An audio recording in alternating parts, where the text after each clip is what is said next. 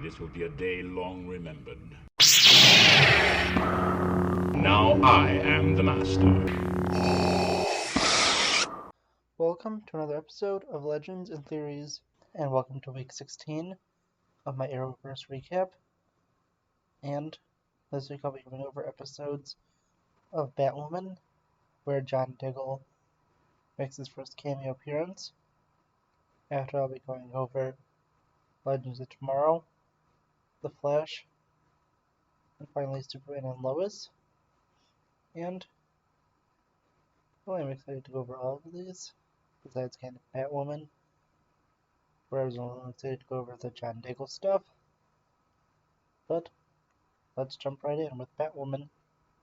I think that this was an okay episode, and the only thing that really made it a little better was John Diggle, who pushed this episode up just a little bit, in my opinion.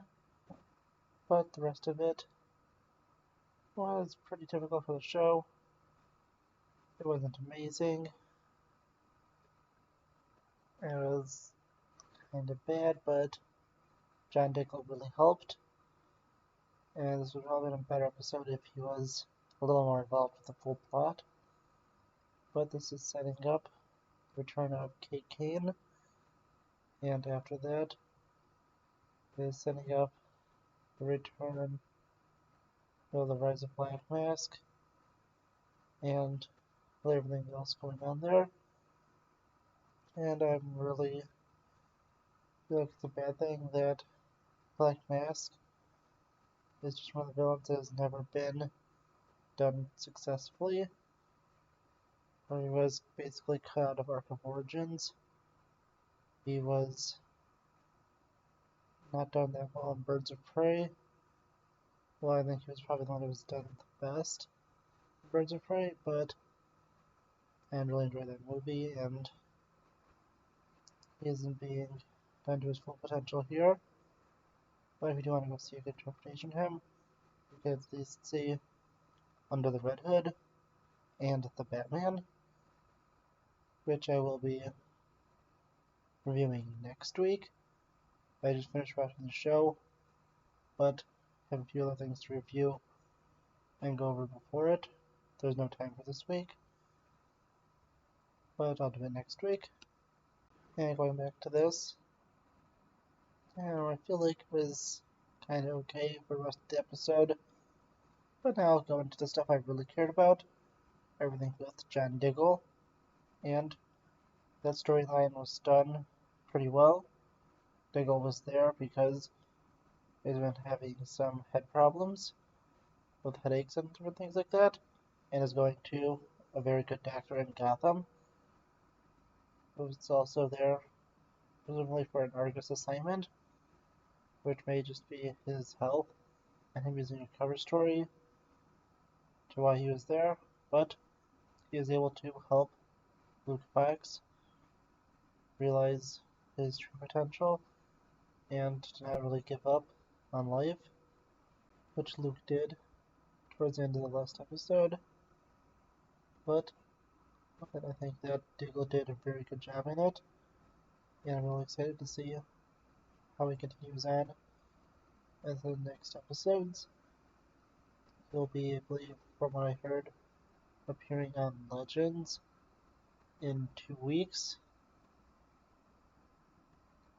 and then I'm not really sure. I'm guessing he'll be on The Flash in about 3 weeks, since I'm guessing he would be in the description of the episode for The Flash, since I'm guessing he'll be a major part of the episode, and since the descriptions for the next 2 are out, and the 2 after that, next episode in 3 weeks, should be that 2-part finale. So we should be seeing Diggle guaranteed in The Flash within at least the next month, but I'm guessing we'll have a more centered episode in 3 weeks, and then we'll be seeing him on Superman and Lois within the next, I don't know, I'm guessing a month to 2 months, since that, from what I heard, is supposed to be ending early August, and the end of his story arc on Supergirl. I actually have no idea when that'll appear. That's supposed to be coming on after Superman and Lois ends. So it's going to be starting up again mid-August at the earliest. And will be ending in, I think, November. So we don't really know when the storyline with him is going to end. I just know it's going to be a while. And really looking forward to his appearances in The Flash and Superman and Lois the most. But I'm excited to see him playing an ancestor of him in Legends. And speaking of Legends, let's go into that episode. And that episode was a crazy one, although a few things were predictable, easy to figure out. It had one twist that I didn't think most people saw coming. Well, let's just go into the episode with its first few things.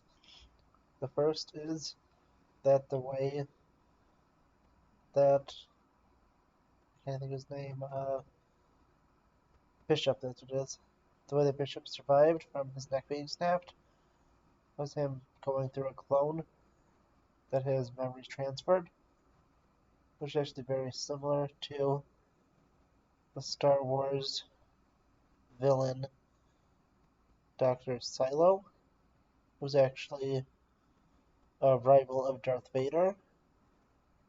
And I mean, when you're a villain to one of the greatest villains ever, there's no way you can, hold up to him. But basically in that, Dr. Silo became essentially immortal by transferring his consciousness to new clones through technology. When one died, another would be born, and it would have memories of the previous one, and that seems to be how Bishop works, which was eventually confirmed for him, and we saw one of his cloned bodies. The next is everything with Mick, and I kind of felt like they were going to have him start, going and falling in love with, what's her name, Gary's ex-fiance. Sorry, I can't think of her name, but, that's just, crazy. But I did see it coming. I was like, okay, he did do it. That was a predictable path, but it was a fun path. We also had Gary likely about to lead an Eva revolution, and the team getting back the Wave Rider after it was stolen by the alien Amelia Earhart, and where we learn a little more about Spooner, which is one of the more crazy reveals but something we probably should have seen coming, that she was experimented on likely by Bishop, and that's how she has her abilities to detect aliens and other stuff like that, since she has now been infused with an alien, at least presumably, since it wasn't officially confirmed, but you can make a pretty educated guess on that.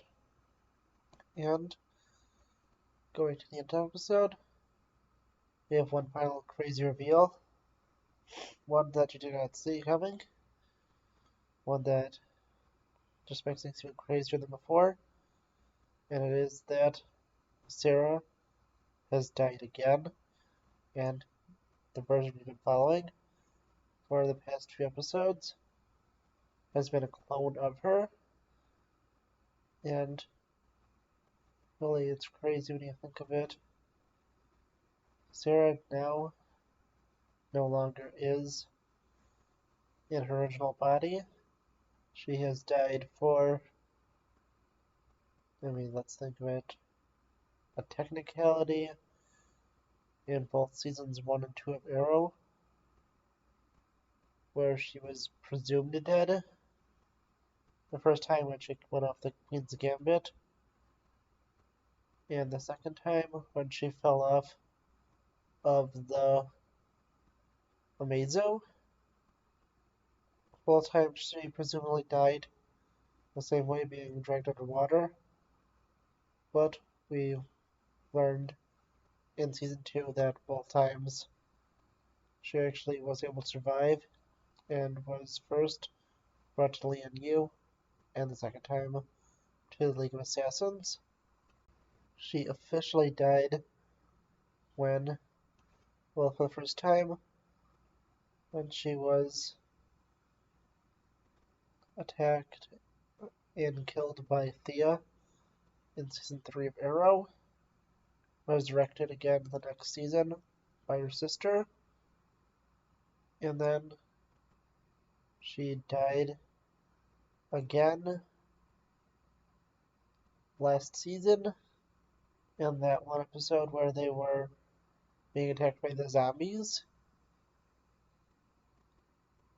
And I think that's all of her deaths up to that point. She has officially died twice and presumed dead 2 more times, with this being her 3rd death.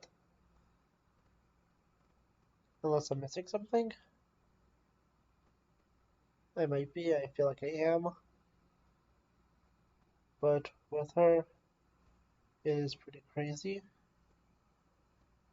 And I am excited to see how this twist continues, since I know they're going back to the finale of last season in the next episode. Although, I think that they ultimately won't make the timeline change, and they're going to have to be with the new timeline Sarah. Well, the timeline, the clone Sarah, who is going to be with, this with Ava, who's also a clone. But this is just really crazy that this character has died again. This is starting to get with Phil Coulson levels in Agents of S.H.I.E.L.D., which they also made the joke of that he's essentially immortal now and keeps dying and coming back. I was pointed out in season, I think it was 7, which was the final season, where he died like 2 or 3 more times, but since he was in LMD, he kept coming back. And I really think that this was a good episode of Legends. That set up some interesting twists, and I can't wait to see how it continues with it.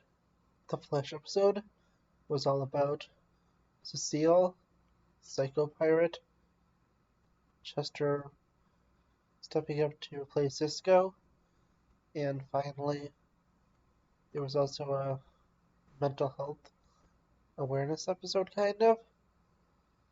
And with all that taken into mind, I think that it was a pretty good episode. Definitely wasn't my favorite, but I do think it was good. I don't think it was super great, and I feel like they kind of failed a little on a message, because it really felt like they were telling and not showing with their message about, mental health. Although it was a little apparent, I feel like the main way they tried to hammer the message home was in that final talk that Cecile and Joe had. And I feel like ultimately that wasn't as good a way to do it. I feel like there was a better way to be able to show, not tell, about this and how to overcome it. Although I feel like I'm not a writer or TV or anything, and I think that people who are dealing with these problems definitely had a lot more of experience and help from this episode. Psycho Pirate was a nice change of pace for the show, definitely, since Psycho Pirate wasn't really redeemed. Psycho Pirate was, an evil entity that possesses people, and was defeated and essentially imprisoned, although it is a mask and it's just kind of being kept in secure storage. But you know what I mean. The main thing I liked about this was that Psycho Pirate, as I said before, wasn't redeemed, since it's been a little too common on the show, and it's definitely a refresher.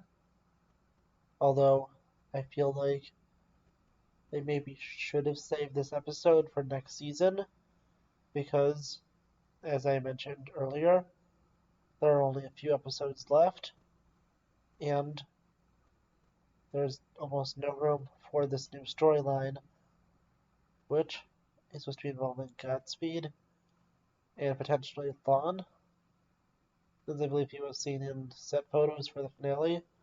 It also includes Barry's future children, who are supposed to be Bart and Nora Allen.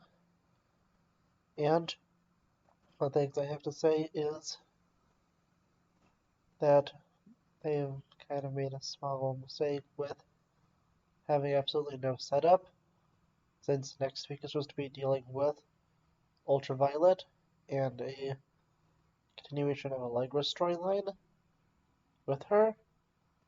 So there is not much for it to happen, but the episode in 2 weeks is supposed to introduce the return of Godspeed, and as I predicted earlier, the episode in 3 weeks is likely going to be the Diggle episode. It's probably going to be a center of the episode, since Diggle is a big ally of the Flash, and is the closest connection to him. So I feel like he's going to be taking the most predominant role on the Flash for these crossover ones. He also does have a connection to Supergirl, but his connection to the Flash is a big one, since he did know Barry before he became the Flash back in season 2 of Arrow. So when you think of it, this final, arc or graphic novel for the Flash is really going to consist of 3 episodes, maybe 4 if the Diggle storyline is worked into the larger story. But it is crazy that so many of these other storylines are given so much more time, and potentially, although I wouldn't have really liked it since I loved episodes 1 and 2 of the season, they could have maybe been trimmed down and put into one, so we could have got this. But I would have preferred that since I like both of those episodes a lot, and maybe rather have this episode cut out, and I don't know, maybe the previous storyline, which already felt rushed, cut down by an episode, so this one could have had a little more time.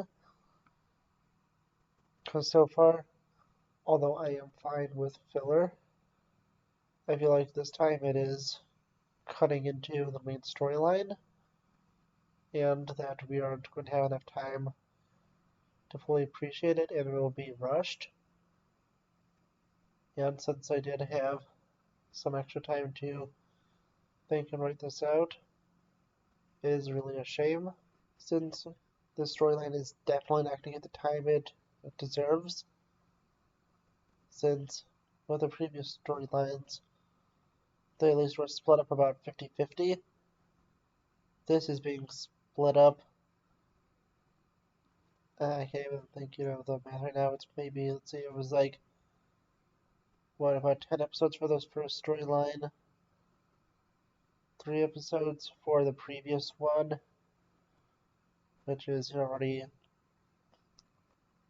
actually it's probably a little less, it's for an episode 114 right now, so it was 9 episodes, 3 episodes, 1,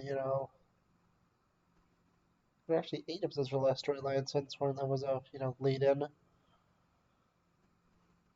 and then 2 transition episodes, and then another filler, so we're at episode 14 this week. I believe I'm right with that, and it is so crazy because we have had not enough time and no setup at all for the final arc of this, unless some crazy plot twist is introduced. And I am not really sure about that I think I saw a few theories that Kramer might be involved with Godspeed, and that might be a way, but still she hasn't had that much setup or anything really happened since back in the fourth storyline. I really haven't seen that much with her happening, so really there's been almost no setup in these episodes. Besides, the Bicisco one, because I feel like they did need to do that. Have been kind of pointless to the show. Going back to this episode, specifically, I think it was nice to see Stu return, although I really want to see Ralph again, even though I know it's not possible since the actor was fired for comments he made. And that's another thing I kind of like. The character of Sue is good, but she was so much better when she had Ralph with her, although I still do enjoy her. I don't think that her and her relationship with Ralph definitely helped a lot, since they were so vital to each other, and it just feels so weird that she isn't with him. Although that may sound, a little bad, it feels like, let's say, let's just go for a classic one with like Shakespeare and like Romeo and Juliet. It would feel weird if they were not, in the same story and they were somehow separated, since they are, kind of feel essential to each other's story. And it just seems so weird for her to be here without Ralph, since their stories have been so linked together so far. Although she's still a good character, it feels like we're not getting her full potential out of her, since Ralph is not here. And looking at some final things this episode, yeah, I think it was still good overall. I liked Psycho Pirate as the villain. I feel like they didn't do an amazing job with that mental health message, but it was still good enough, although a little bit kind of on the nose at the end, where they were kind of doing the telling not showing thing, like I mentioned before. Although I am not really experiencing with any mental health issues, and it may have been better for someone to hear it directly if they have been. So if you have or know someone who has, you could, if you would, if you're, as long as you're comfortable, say if this episode helped you at all with dealing with that and was inspiring to you, or you felt like me and feel like it could have been said in a better way. But either way, I think this was a pretty good episode. Definitely not amazing, but a solid episode. And let's go to Superman and Lois. Okay, this was a really good episode. The show has been impressing me so much so far, and I've really enjoyed it. This episode was a solid introduction to everything else that we need to know. I believe it's a final setup of everything that's very major, besides what Morgan Edge, or as we learned, his real name, his Kryptonian name is Taro. But I'm just going to go with Morgan Edge because I'm not sure if I'm pronouncing that correctly, and I just feel, safer saying Morgan Edge, since that's what we've been calling him for this entire series. I want to call him by his correct name, since everyone's still using Morgan Edge in this. But we go off of last week's twist, well, multiple twists, with Kyle being possessed by X-Kryptonite, and us learning a few other things, including that Morgan Edge is actually Kryptonian and is Superman's brother. And first to go over that, we learn that he landed in somewhere in Europe and was hunted down and experimented on until he was able to escape killing his guards, and eventually we created the persona of Morgan Edge. Oh, that wasn't as clear how I was able to do that, especially since he was, I'm guessing, taught English while being experimented on and interrogated. But on the other side of it, it almost makes no sense on how he was able to become, without using his abilities, potentially. I'm not really sure about that. A billionaire who is the leader of a company that could be used to extract his revenge on humanity, even though it was the worst of them. And I believe that we've seen the changing point between this universe of Superman and the one of the other universe, the one that Steel or John Henry Irons is from, and that is, I believe, that Superman joined his brother because he had nothing left for him on this planet. I'm guessing that he did not have a family since Lois Lane was with John Henry Irons, and since that Superman had no family, he decided to join with that version of Morgan Edge and went to take over the planet. But since Superman does have something to fight for and a family, then that changes everything for him. I feel like we're not going to be seeing his family killed off and him becoming evil and everything. Although I would kind of want to see that. We are getting an Injustice movie from what I've seen on the internet. So I also don't think this is going to become an Injustice movie or a show, since, it's a Superman and Lois show. And if Lois Lane is killed off, same with his kids, that's probably going to be extremely dark. Maybe a little too dark for, just regular TV. Especially, it would be a plot twist I feel like most people don't really want to see, at least in this show, this early on. And since we are getting an Injustice Superman movie, I feel like that's not going to be what's going on. But who knows? I feel like the Superman is not going to fall, but may fake an alliance with his brother to help take him down.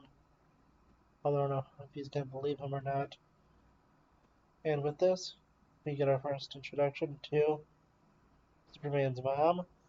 And this actually gives a really nice answer to the question that I think everyone has. The question that is almost always ignored. Why is Superman's mother's consciousness never put into crystals for Superman to speak to, and it's only his father's? And we are explained that, of course, as I mentioned earlier, that his mother also gave birth to his brother, who is Morgan Edge, but it was based off of a Kryptonian, class system and promised births. So it was essentially an arranged marriage.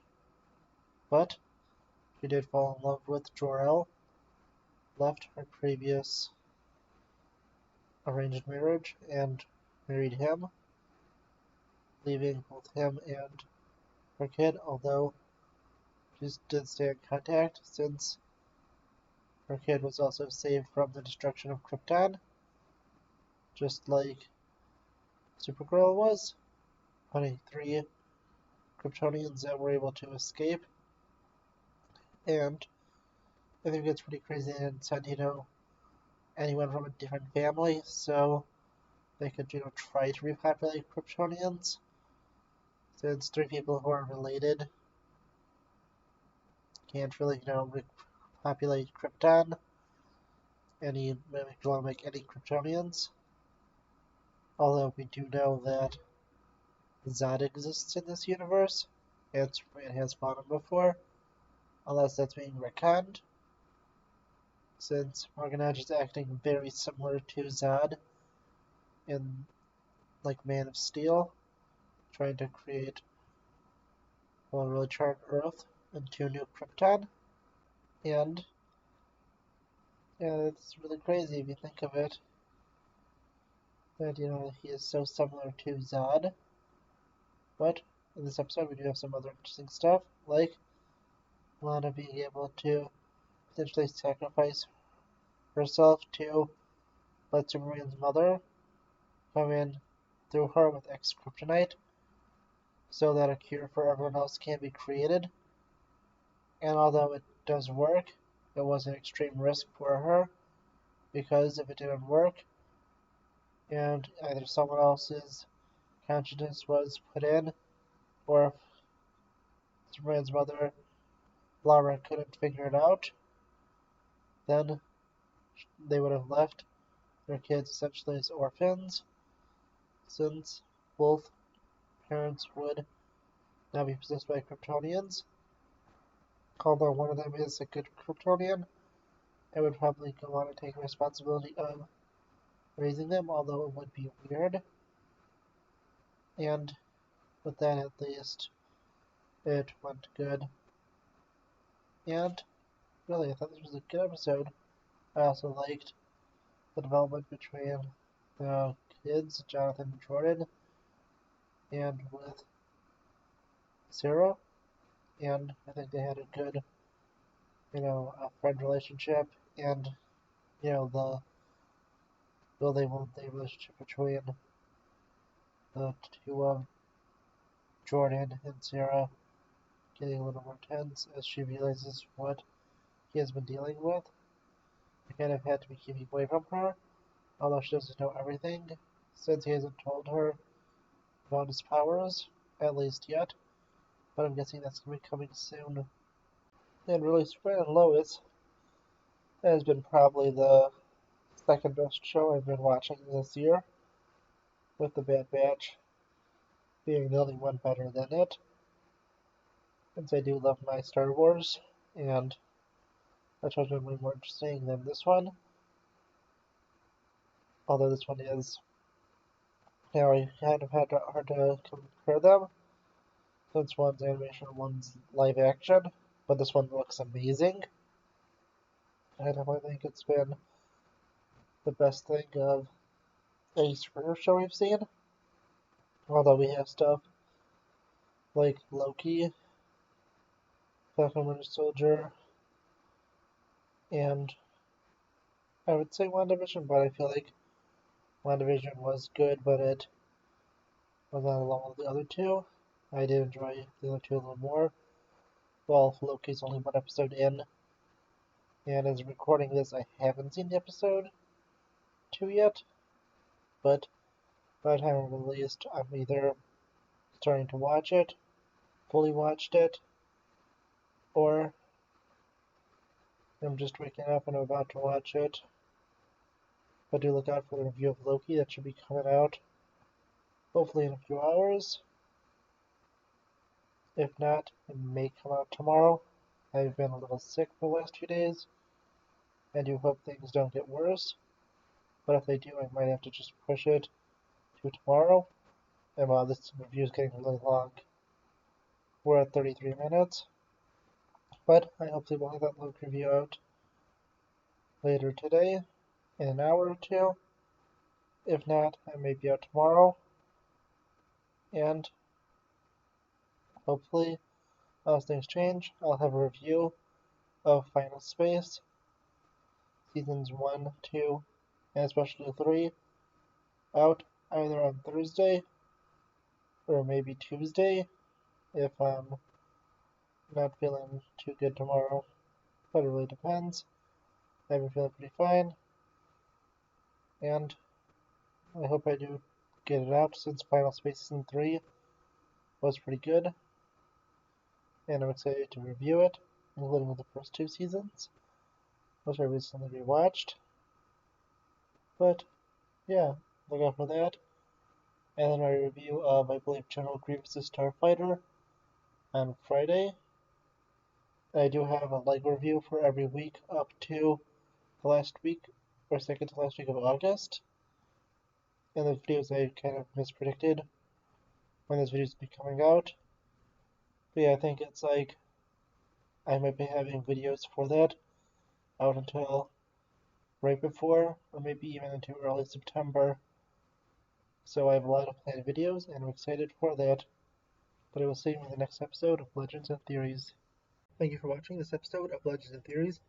Please like the video, leave some comments, subscribe to the channel, and share it with your friends. And may the Force be with you.